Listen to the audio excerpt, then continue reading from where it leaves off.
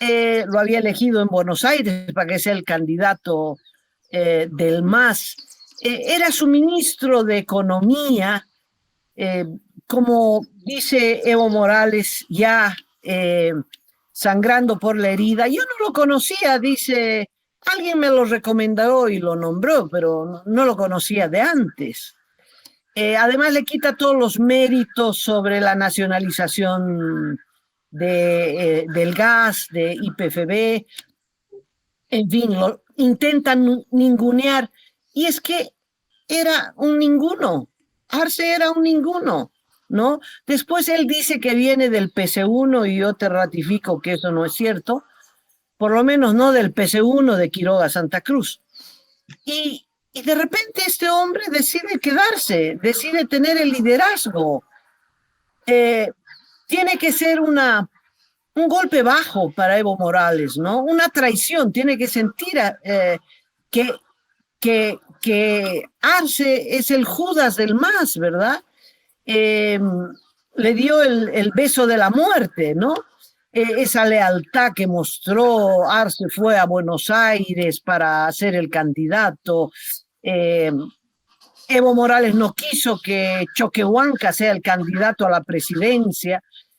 Y en fin, y ahí tienes ese binomio que está marchando por su cuenta. Creo que es un hecho muy importante, porque es el hecho que liquida a Evo Morales. A mí me parece que liquida, que Evo Morales es un cadáver y que proyecta a Arce Catacora como este líder del MAS, pero es un líder que no es indígena y en consecuencia no puede ser líder del MAS.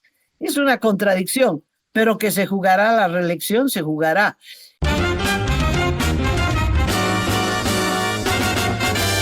Esto es Cabildeo Digital.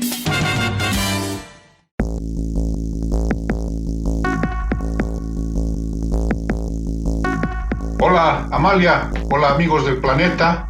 Nuevamente comenzamos nuestro programa Último Momento con Amalia disfrutando del paraíso, con el país bajo la lluvia. Está lloviendo intensamente este martes 19 de diciembre en la ciudad de Santa Cruz, una lluvia torrencial que ya está provocando problemas, como siempre, en la capital cruceña. Pero bueno, de todo esto vamos a conversar con Amalia, porque ayer hemos hecho conocer al personaje del año, al dirigente cocalero César Apaza, por quien sus compañeros de ADEPCOC han lanzado un ultimátum al gobierno para que se libere a César Apaza, para que deje la cárcel de San Pedro, dada su delicada situación de salud. Pero hoy vamos a hablar del hecho del año. ¿Qué hecho marcó este 2023 en términos noticiosos, en términos políticos, en términos económicos y sociales? Y por supuesto, para que les dé esta perspectiva del hecho del año, nada más y nada menos que mi compañera, mi amiga Amalia Pando. Cacho, gracias. Un saludo cordial a todo el mundo. Creo que hay varios hechos que pueden postular al acontecimiento del año. Hay que escoger un solo hecho, porque esa es la gracia. Y se postula lo siguiente. Este año hubo, después de muchos años, la crisis de un banco. Se cerró el Banco Fácil. Eso coincidió con la falta de dólares en una historia que terminó con el suicidio del interventor del interventor de este banco, precisamente. Es toda una historia. Otro hecho que yo creo que, y me inclino por es el hecho político. La división fatal del partido de gobierno. Creo que la división del MAS, que ya se viene arrastrando desde hace 2 años y un poquito más, creo que arrancó con las elecciones regionales, cuando Evo Morales estaba escogiendo a los candidatos y empezaron a volar las sillas azules. Pero este año, la división entre Arce y Evo Morales, que se traduce en la pugna en el Parlamento, en la abierta pugna en el Parlamento. En fin, yo creo que es el hecho decisivo que va a marcar el curso de la vida política del país en los próximos años. ¿Por cuál de los dos hechos u otro que a vos te parezca, Cacho, podríamos empezar a discutir? Sí, Amalia, hay varios hechos que la verdad han marcado un cambio de rumbo en el país. Está, por ejemplo, el hecho de que verificado en los hechos, por ejemplo, tenemos un dólar paralelo, algo que no había ocurrido durante décadas, prácticamente desde la instauración del bolsín en el Banco Central, cuando se mantuvo incluso un tipo de cambio estable, inamovible, y por ejemplo ahora este año tenemos un dólar paralelo que en algunos casos, según los registros periodísticos, se está vendiendo el dólar a 7 bolivianos con 50 centavos en las calles, porque no hay dólares en los bancos, en las casas de cambio. Bueno, pero coincido plenamente, Amalia, coincido plenamente que el hecho político que hace un parteaguas en el oficialismo, en un partido tan grande como el MAS, es la división entre Evo Morales y Luis Arce, entre el evismo y el arcismo, que claro, han marcado con fuego este año 2023 y seguramente va a tener un desenlace en el 2024 o 2025, porque de lo que se trata, amigos, no es cuestión ideológica, no es una cuestión programática, no es una visión de país distinta que tenga Luis Arce con relación a Evo Morales, no. Es una lucha por el poder. Luis Arce quiere quedarse en la presidencia otros 5 años, quiere seguir manejando el país, quiere seguir en la cresta del poder, y Evo Morales quiere retornar, campeante, quiere retornar a paso de parada, a retomar la presidencia y por tanto el control del poder político en nuestro país. De eso estamos hablando, no estamos hablando de una visión distinta, de que tienen, qué sé yo, sueños, utopías diferentes. No, esto es lucha por el poder político en Bolivia. No sé si estás de acuerdo con esto, Amalia. Completamente, Cacho. El Congreso en la UKN es el hito, lo que marca. Evo Morales le dice a Arce, indirectamente, claro está, yo soy el dueño del MAS. Yo tengo la personería jurídica y tiene el hombre que es el delegado ante el Tribunal Electoral, delegado del MAS ante esa instancia legal, que es leal a Evo Morales. Hacen el Congreso, es un Congreso, por supuesto, multitudinario en el Chapare, pero hay un hecho que sorprende. Y el primer sorprendido debe ser Evo Morales. No asisten otras organizaciones sociales que no sean los cocaleros del Chapare. No asiste la Central Obrera Boliviana, no asisten los colonizadores, hijos acunados por Evo Morales, no asisten las Bartolinas, no asisten las organizaciones sociales que eran el cimiento social del gobierno de Evo Morales. Asiste, sí, una delegación del Tribunal Electoral a observar este acontecimiento y parecía que el Tribunal Electoral estaba amarrado al evismo. Pero poco después el Tribunal Electoral anula su propia participación en ese Congreso y anota, dice, no participaron las organizaciones sociales que son constitutivas del Estatuto del MAS, y entonces anula ese Congreso como el Congreso que eligió a Evo Morales, reeligió a Evo Morales como su líder indiscutible y por supuesto ya precandidato para el 25.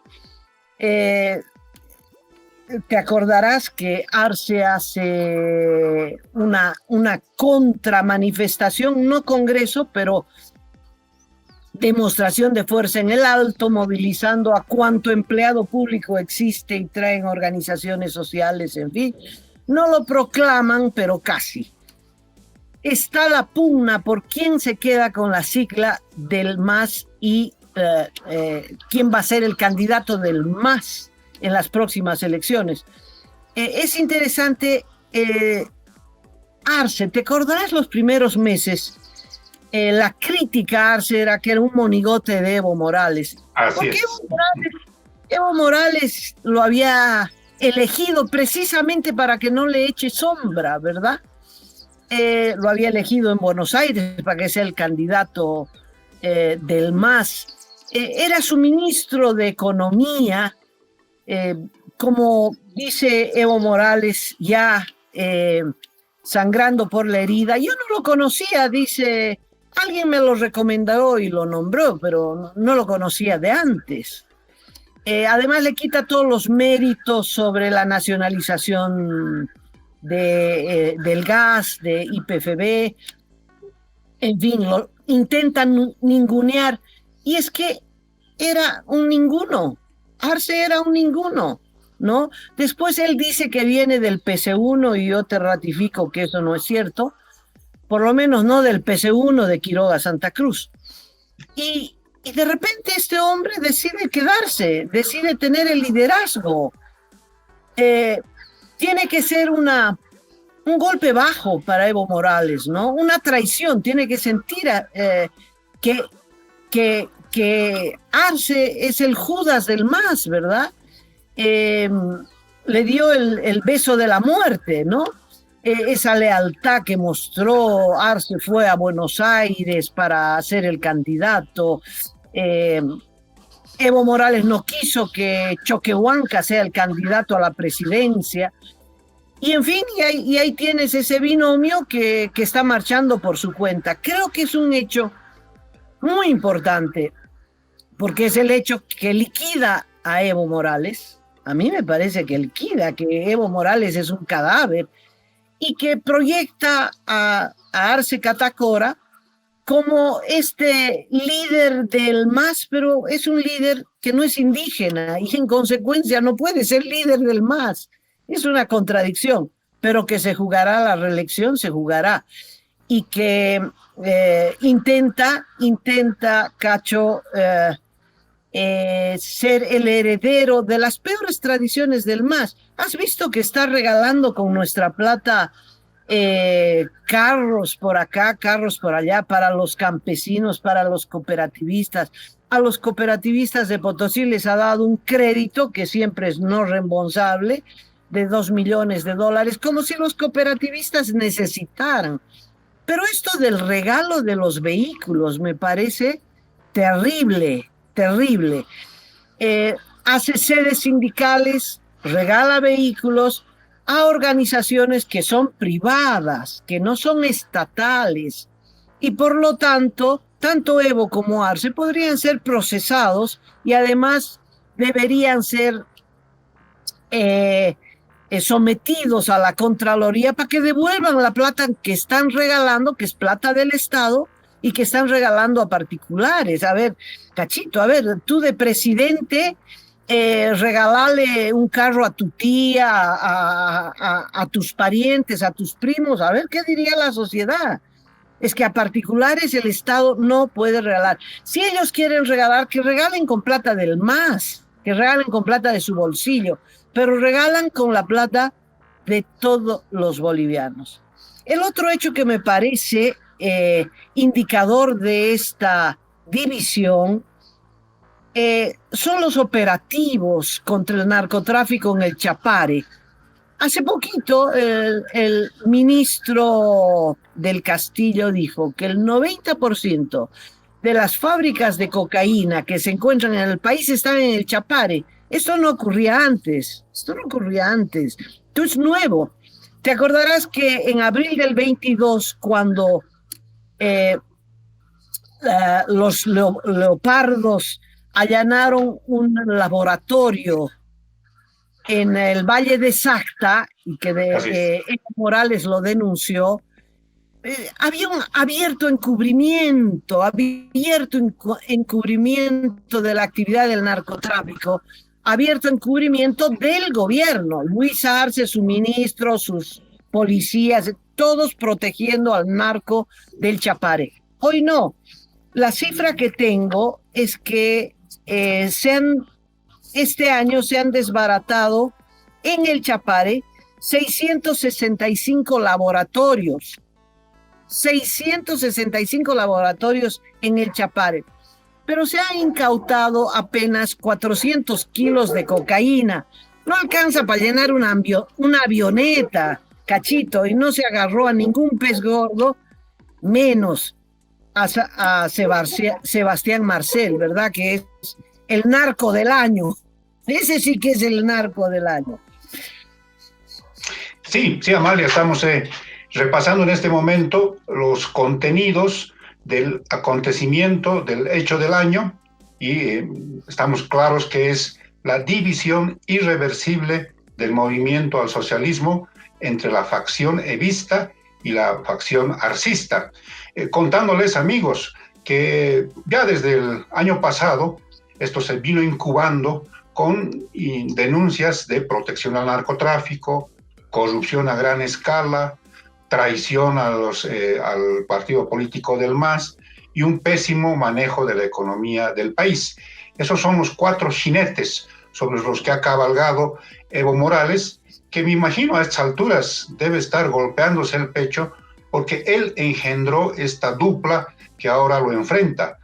Él engendró políticamente a Luis Arce para cerrarle el paso efectivamente a David Choquehuanca, y para darle seguramente algún tipo de satisfacción lo nombró candidato a la vicepresidencia, postergando, por ejemplo, las aspiraciones de Andrónico Rodríguez, que se veía como un potencial candidato joven del sector cocalero también, y que podía haber sido una cara nueva en las papeletas electorales. Pero bueno, él ha engendrado esto, él ahora tiene esta calidad que dijo Amalia Pando, de cadáver insepulto que recorre el territorio nacional. No se está dando cuenta de que esta división está suponiendo ya el principio de su fin como líder político, como caudillo del MAS. Y finalmente hay que señalar, Amalia, de mi parte, que el tema del narcotráfico parece ser es el que va a dar el golpe final. ¿A qué me refiero con esto?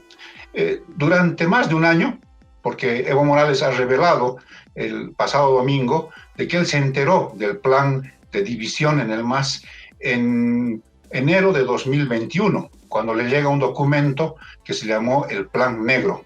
Le entregan este documento y a partir de eso él empieza a percibir de que había ya un plan en ejecución de división interna. Incluso inmiscuidas las Fuerzas Armadas, el partido político, las autoridades de gobierno, y por eso es que empezó a pedir repetidamente, por ejemplo, el cambio del ministro de Gobierno, el ministro de Justicia, en su momento el ministro de Obras Públicas, pero bueno, nunca se dio estos cambios. O sea, Arce tuvo quizás la habilidad política de mantenerlos en este entorno más pequeño, en el núcleo del poder político en nuestro país. Entonces, esto que tú mencionas, Amalia, de estos recurrentes operativos desmantelando fábricas de droga en el Chapare, parece ser que tiene algo por detrás, ¿no? Y es que el golpe puede venir precisamente por el tema del narcotráfico. Está pendiente saber en qué va a acabar, por ejemplo, el caso del ex director de la Fuerza Antidrogas, que está detenido en San Pedro. No se sabe si hay otro tipo de evidencias que marcarían el involucramiento de Evo Morales con el narcotráfico, ¿no? Pero es una apreciación personal. Parece ser que este puede ser el golpe final porque han pasado un año y más y el poder que tiene Luis Arce con el Poder Judicial bajo su dominio, con el Legislativo, ahora en parte también bajo su control, con estas prebendas a las organizaciones sociales, no han podido eliminar políticamente a Evo Morales. Sigue vivo. Pese a que yo digo que es un cadáver insepulto, en términos políticos sigue reaccionando, ¿no? Sigue reaccionando. Entonces, se espera un golpe final. ¿Será este 2024? ¿Será a principios del 2025, año de las elecciones generales en el país? Eso sí no se puede saber, pero tengo la impresión de que puede venir el golpe final por el tema del narcotráfico. Mi impresión, Cacho, sobre este punto es que es más un chantaje que el paso decisivo que pueda dar Arce Catacora.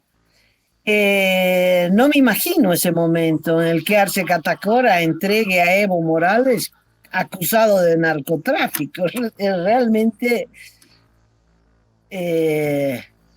más cuando no solo fue su ministro de Economía, sino que durante 2 años estuvo encubriendo este tipo de actividades.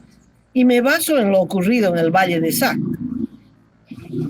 Pero en fin, es una hipótesis. ¿Cómo podemos saber el futuro? No podemos saber el futuro.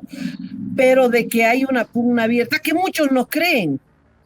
Mucha gente dice, no, es un show, después se van a unir, cuando vean las papas calientes se van a unir. ¿Por qué no? Puede ocurrir. Si en el espectro político aparece alguien que puede cuestionar el resultado electoral a pesar del siempre ya habitual fraude electoral, en fin, podrían las dos fracciones unirse en una actitud defensiva. Podría ser, ¿por qué no? Pero de momento, Cachito, no, eso es agua y aceite, ¿no? Eso es de esas divisiones que llevan al odio mortal, y creo que el diputado Héctor Arce refleja, como el diputado Cuellar reflejan, ¿no? Esa sistemática, es decir, casi ya odio político entre ambas fracciones. ¿Cuál es la consecuencia inmediata de esa división? Primero, que han puesto en crisis al Tribunal Electoral. Está en crisis, hay un vocal, Tawichi, que está cuestionado, que ha tenido un encuentro boca a boca con Evo Morales, y por otro lado, que el arcismo ha perdido, el gobierno ha perdido con esta división el control del legislativo. Tiene el control del poder judicial, que no es poco, pero ha perdido el control del legislativo. Esto quiere decir que Arce va a gobernar vía decreto, y que esta división ha paralizado las elecciones judiciales, lo que le es favorable a Arce porque por la vía de facto ha controlado el poder judicial. Ya no requiere ni el formalismo de esa elección judicial, pero no tiene los 2/3 en el legislativo, y esto no es poco. Esto no es poco. Esto va a marcar lo que viene en política el próximo año, pero también abre una gran posibilidad para la oposición. Ahora, la oposición es un abanico de opciones y de colores, pero abre una posibilidad para algún candidato de oposición que se muestre firme, fuerte, claro, y que pueda arrastrar, pueda ser una opción para la vereda democrática del país. Eso no ocurría cuando el MAS era uno solo. Con el MAS dividido se abre la gran posibilidad de que la oposición pueda ser alternativa de poder. Hasta antes de este hecho no había ninguna posibilidad. De lo que está hablando Amalia Pando, amigos que nos están observando, es de hegemonía política en el ejercicio del poder.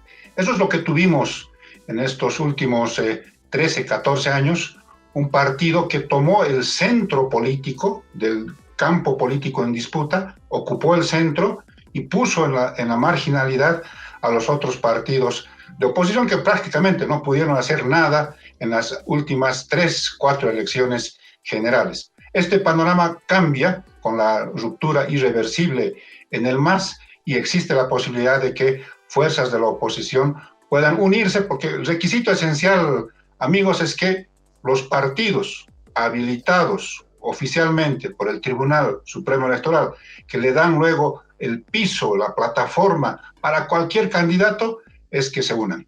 Luego hacer otro tipo de ejercicios, como se intentó en el último tiempo, que venga un candidato y detrás de él corran los partidos. Parece que no va a funcionar esta vez, sino que se conforme una especie de plataforma multipartidaria, que de ahí y luego se elijan, vayan, por ejemplo, están planteando unas primarias unificadas, ¿no? Que todos se unan y todos vayan a las primarias el próximo año y ahí se escoja al mejor candidato o candidata a la presidencia. Entonces se abre también una ventana de oportunidad para las oposiciones en el país. Pero haciendo un poquito de historia, esto no es la primera vez, Amalia, amigos, no es la primera vez que vamos a ver una división de un partido hegemónico en Bolivia. Esto ya le ocurrió al MNR, que en la década del 50, en el siglo pasado, era un partido poderoso, era un partido de las clases sociales clasistas, era un partido que manejaba todo el poder en Bolivia. Bueno, se dividió, y se dividió en múltiples facciones, aparecieron MNRs con varias siglas coladitas al final, MNR histórico, MNRI, MNR pueblo, y esta tradición la siguieron también partidos grandes en el país. Ya en la etapa democrática se dividió el MIR, el Movimiento de Izquierda Revolucionaria, en el MIR Masas, luego se convirtió en el MBL. Entonces ha habido también este tipo de fraccionamientos, como el ADN, que se rompió entre pitufos y dinosaurios, ¿se acordarán ustedes? Pitufos eran los que estaban con Tuto Quiroga y los dinosaurios eran los que estaban con los seguidores del fallecido expresidente dictador también, don Hugo Banzer Suárez. Entonces, ha habido ya de estas cosas, pero sin duda es un remesón político el que está causando la división irreversible del movimiento al socialismo que se ha consolidado, se ha terminado de configurar en este año 2023. Creo que se abre un nuevo periodo en Bolivia, un nuevo periodo político por todo lo que tú has dicho y un nuevo periodo económico. Hemos tenido 18 años, los 18 años de ejercicio del poder por parte del MAS, que han sido de bonanza económica, de apogeo, de estabilidad. Eso se acabó. Eso se acabó. Es decir, se incluye un factor determinante para el cambio de periodo, de etapa, y para el cambio también del partido de gobierno. Es decir, la posibilidad de derrotar al MAS está dada. ¿Por qué? Porque entró este factor. Sin él era imposible derrotar al MAS, porque el MAS era el símbolo de la estabilidad, de la bonanza, del crecimiento. Era derroche, pero a la gente no le importa. Había circulante en la calle, había comercio, había plata en el bolsillo. Listo. Es imposible que pierda un partido político si hay crecimiento económico. Pero cuando empieza este factor, que es el factor determinante, es la puñalada contra el actual partido político, cualquiera sea de sus facciones, que es la crisis económica, que se manifiesta en esto. No hay dólar, no hay gas, hay colas para la gasolina, se resuelve, pero volverán a aparecer. La empresa estatal del petróleo es un desastre. En fin, este factor es el terremoto, es el epicentro del cambio social. Y eso es lo que se está gestando para el 24, 25 y en adelante. Por eso es importante. Quería hacer un apunte, Cacho. No coincido contigo en el sentido de la unidad como factor de triunfo. Primero, no creo que se dé la unidad. Y segundo, no sé si vale la pena la unidad, si es que es para gobernar. Mira en la Argentina, no hubo unidad de la oposición y arrasó Milei. Yo creo que se trata de eso. Primero, las fracciones de oposición simplemente no se van a unir, porque todos quieren ser candidatos a la presidencia. No hay nadie que diga, yo humildemente quisiera ser suplente de diputado. No, por favor, todos quieren ser candidatos a la presidencia. Ni siquiera vicepresidencia, todos a la presidencia. No hay forma, no hay forma. unos dicen, no, nos tenemos que unir en base a un programa político. Mentira. Acá lo único que está en discusión es quién es el candidato a la presidencia. No creo que haya unidad, Cacho. Pero lo que estoy esperando es que pueda surgir en plena campaña algún candidato que pueda ser el polo de unidad por la base, es decir, que la gente se incline por ese candidato, que despierte nuevas esperanzas en el país. Yo creo que pueden haber 10 candidatos de oposición, pero tiene que haber uno que sea un candidato fuerte, que arrastre, que inspire. No sé si pueda haber, pero en la campaña electoral veremos, ¿no? No es que va a caer del cielo, no sé de dónde va a caer, pero tengo la esperanza de que va a caer. Bueno, ya están corriendo algunos candidatos, Amalia. Don Vicente Cuellar, el rector actual de la Universidad Gabriel René Moreno, se ha planteado la conformación de una fuerza nueva, se llama Cambio 2025. Él dice que no es candidato, pero claro, en política siempre dice no soy, pero ya está actuando como candidato. Lo vi la semana pasada en el Plan 3000, pidió un día de vacación para estar en un acto político allá en el Plan 3000, una populosa zona en Santa Cruz de la Sierra. Está también el senador Rodrigo Paz, que dice que quiere jugar en el equipo titular en las próximas elecciones. Casi se pone la cintilla del cintillo de capitán del equipo titular. Claro, no pueden decir yo quiero ser en este momento, ¿no? Es incluso hasta de mal gusto en términos políticos, ¿no? Y como ellos dos, hay otros también que están corriendo. Está nuestro amigo Virginio Lema, está Agustín Zambrana de los bunqueros. Entonces pero ¿dónde está, en mi criterio, digamos, lo que está la pieza faltante, lo que no está de alguna manera acomodado? Yo debo recordarte, Amalia, amigos, que el 2016, sin haber candidaturas, por supuesto, hubo un ejercicio de unidad de las oposiciones de ese momento y trabajaron de manera conjunta, políticamente conjunta. En ese momento, el Partido Demócrata Social de Rubén Costas, Unidad Nacional de don Samuel Doria Medina, Solvo del exalcalde de La Paz, Luis Revilla, e inicialmente el Partido Demócrata Cristiano, que estaba conducido en ese momento por don Tuto Quiroga y por don Luis Vázquez Villamor. Este último partido salió, por X o Z razones, decidió no continuar con ese ejercicio de unidad. Y los otros 3 partidos marcharon juntos.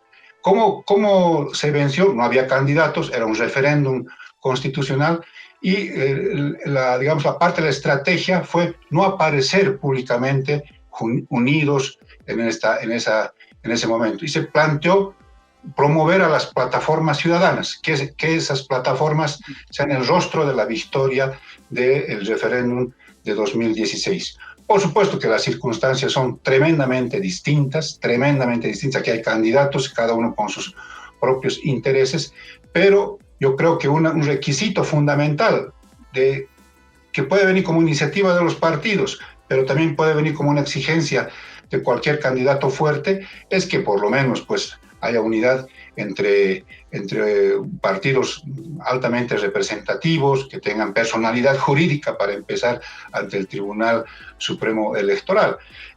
Porque no hay bipartidismo, no hay esa tradición mala, yo en eso reconozco que tu apreciación, no existe en el país una tradición del bipartidismo, como existe, por ejemplo, en Estados Unidos, aunque hay más partidos que los demócratas y los republicanos.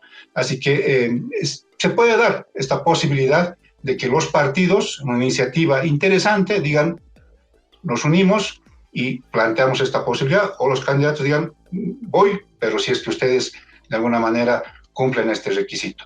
¿Dónde va a estar la vía de salida? ¿Dónde va a estar el mecanismo de salida? Me parece que va a ser en las primarias, ¿no? Las primarias tienen que definir si va a haber 80 candidatos opositores contra uno del MAS o al menos 2 del MAS, o va uno tratando de mostrar en las primarias una imagen de unidad de cohesión entre las fuerzas opositoras, porque las primarias, Amalia, así como ocurre también en la Argentina, son como una antesala, te muestras cómo vas a correr en las elecciones generales, y la verdad que puede ser un mecanismo interesante. Aquí en el paraíso salió el sol con tutti, me van a disculpar, pero pues estoy expuesta a esto.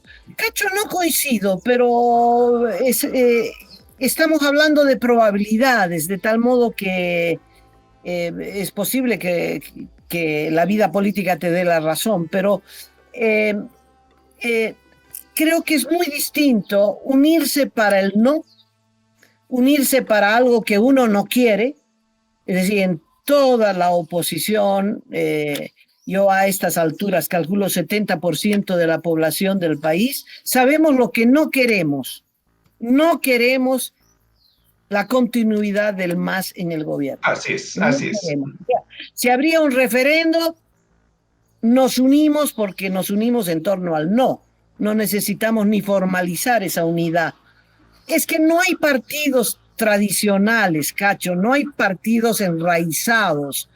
En la oposición no hay un partido que tenga estructura y que pueda movilizar, en fin, nada, no hay. Son siglas y son candidatos.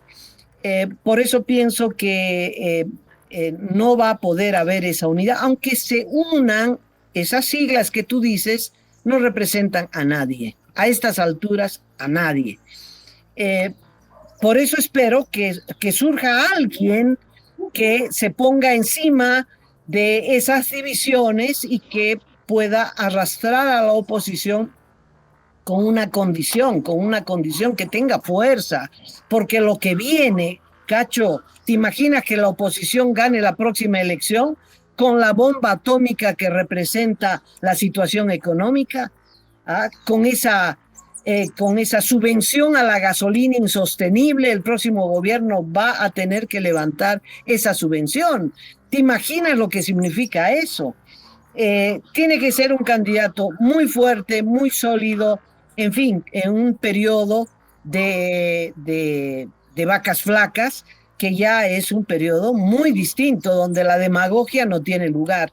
En fin, veremos lo que pasa, pero que pinta apasionante, de eso no hay duda. Así es, así es. Si yo fuera presidente, no lo dice Cacho Herrera, no lo dice Amalia Pando, no lo dice Manuel Barrios, lo dice Marcelo Claure, quien hasta anoche era oficialmente el presidente del Bolívar y que parece que en las próximas horas va a dejar la Academia Paceña y está lanzando algunos mensajillos políticos de que si yo fuera presidente haría cosas en términos de educación, si yo fuera presidente aumentaría los años de pena, de cárcel para los narcotraficantes y contrabandistas, si yo fuera presidente. Bueno, como dice Amalia, es apasionante, periodísticamente va a ser muy apasionante lo que ocurra en el devenir de la vida política 2024, 2025, cuando ya estemos decidiendo cuál va a ser el futuro de nuestro país en términos políticos. Bueno, entonces cerramos este capítulo. Todavía no nos vayamos, Cachito, pero cerramos este capítulo señalando que nos parece que el hecho del año ha sido la división irreversible en el MAS, en dos fracciones, la arcista y la evista. Yo les pido un segundito, un corte sin publicidad, porque voy a protegerme de este sol que me está masacrando. Si me permiten un rato. Así es. Adelante, Amalia. Permiso. Bueno, amigos, retornamos con Amalia Pando, que ya está bajo la sombra, retomamos el programa. ¿Cómo estás, Amalia? ¿Ya estás un poquito mejor? Sí, estoy mejor. Vamos a otros temas entonces para cerrar el programa. Bueno, hablando del tema climatológico, Amalia, tú que estás disfrutando del sol, porque realmente es disfrutar también de este buen clima en el paraíso, déjame decirte que se han suspendido los vuelos en el aeropuerto internacional de Viru Viru. La lluvia es intensísima en la ciudad de Santa Cruz. y ha obligado a suspender vuelos internacionales y nacionales en el principal aeropuerto del país. Pero también las cosas están muy agitadas en el ámbito político, parlamentario.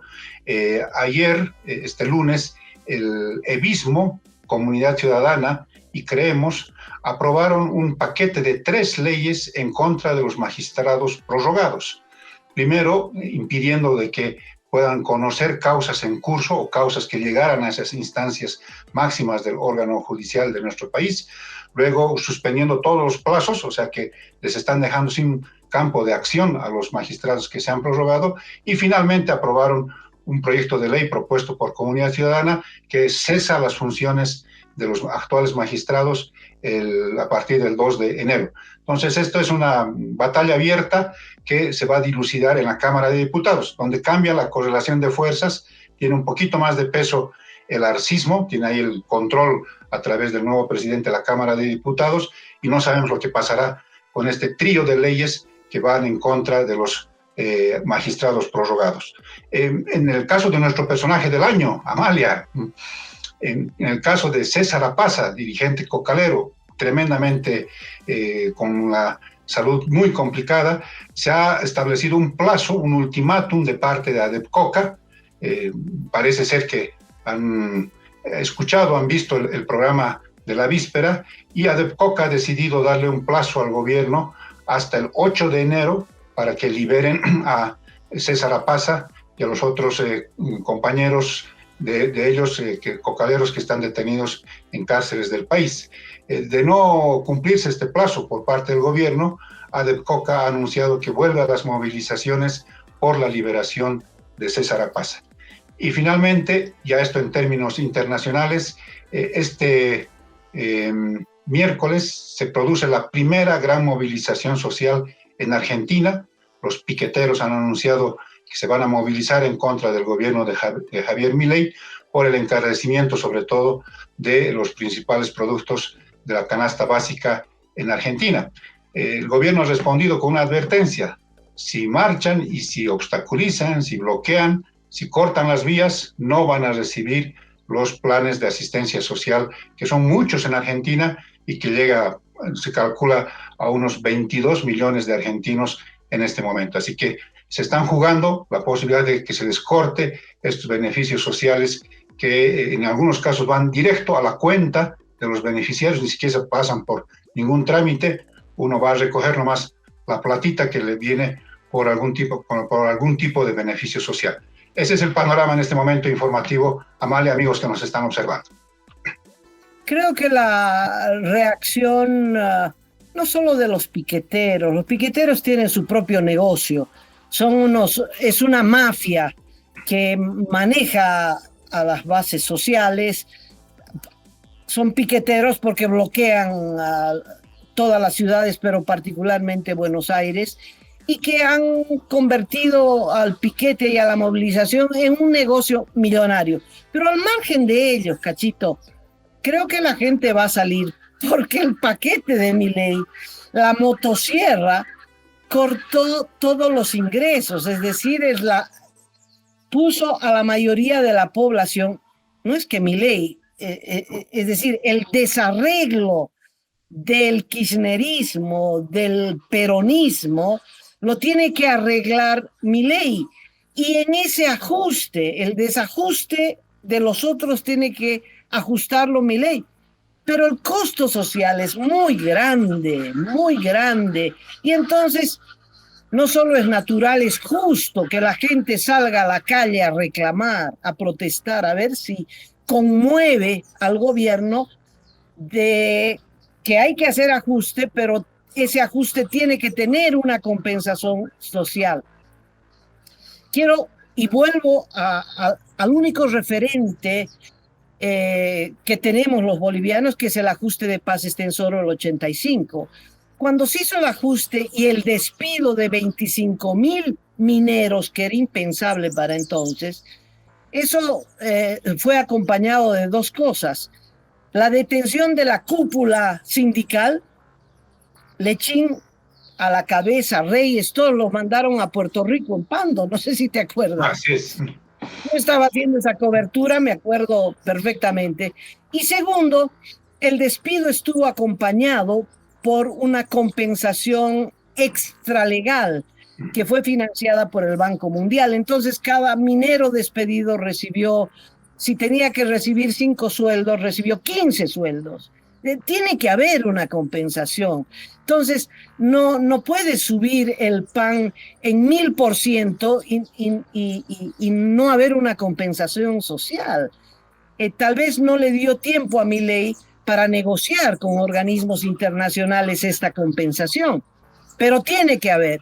De tal modo que la gente que sale a la calle no es solo por instrucción del peronismo, para defender los privilegios de los piqueteros, sale porque eh, el hambre, el hambre es terrible en la Argentina, terrible.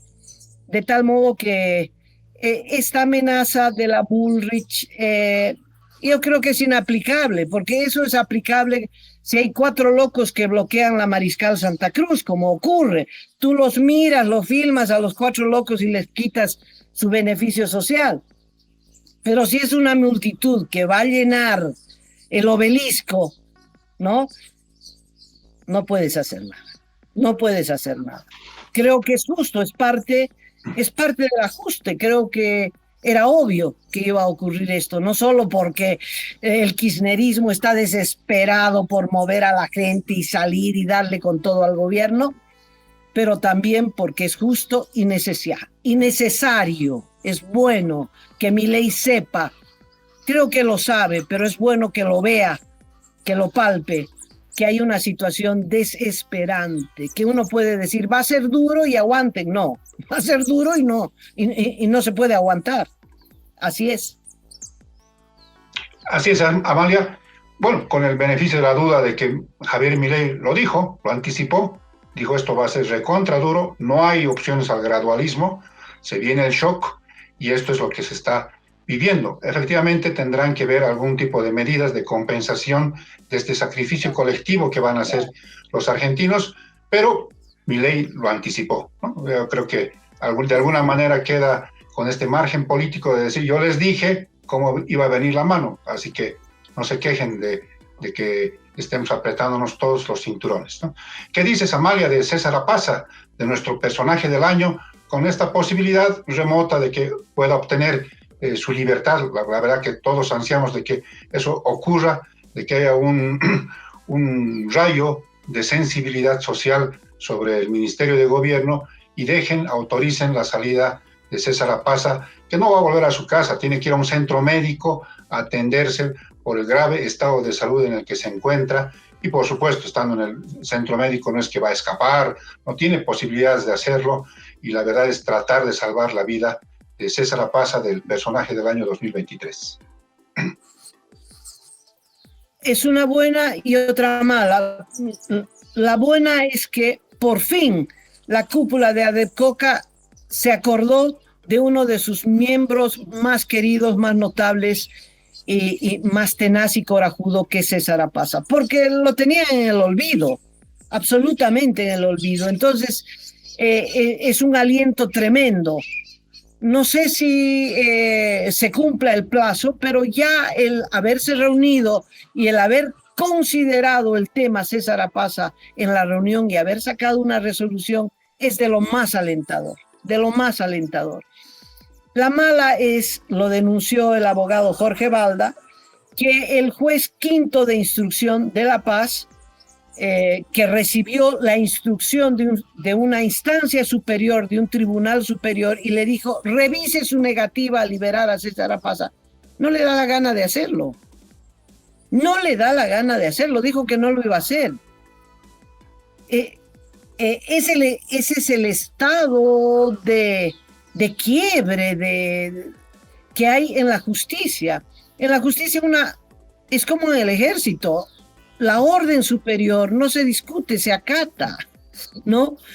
Y en este caso nada, se declaran en rebeldía, apoyados por el gobierno, obviamente. No lo voy a soltar, no me da la gana. Es muy grave, pero alentador, Cacho, si pusimos un granito de arena para volcar la atención pública en esta indolencia, en esta injusticia extrema que es la que están padeciendo los presos políticos, pues lo hemos hecho bien. Te felicito. Es así, Amalia, y aquí públicamente hay que reconocer que el mérito es todo tuyo. Así que yo la verdad que me congratulo de que haber acompañado esta posibilidad, porque realmente es tu visión, tu olfato periodístico y tu compromiso social, así que eso ni discutirlo, Amalia, por favor. Cierro con este tema de los problemas que hay en la Asamblea Legislativa. Para hoy día está previsto que se va a aprobar o se aprobaría el presupuesto general del Estado de 2024. Todo esto que ha ocurrido ayer y que les conté han bloqueado la aprobación del presupuesto 2024. Tienen poquitos días porque este viernes ya tienen que estar haciendo maletas para ir a disfrutar las fiestas de fin de año, y si no aprueban esto, se va a estar complicando el Ejecutivo en cuestión de ejecución de recursos. Está también los ascensos. No se dice nada desde el Ejecutivo si cambiaron o no cambiaron el nombre de Eric Holguín en la lista de 6 aspirantes a generales, y están unos créditos millonarios de parte de organismos internacionales para salir de este mal momento que vive nuestro país. Así que veremos qué pasa en el curso de las próximas horas, si hay voluntad, si hay estrategia política para aprobar estas 3 normas que he mencionado. Bueno, Cacho, yo creo que aquí llegamos al final. Nos despedimos de todos los amigos que siguen Último Momento y un abrazo para ti. Será hasta mañana. Hasta mañana, Amalia. Hasta mañana, amigos. Chao.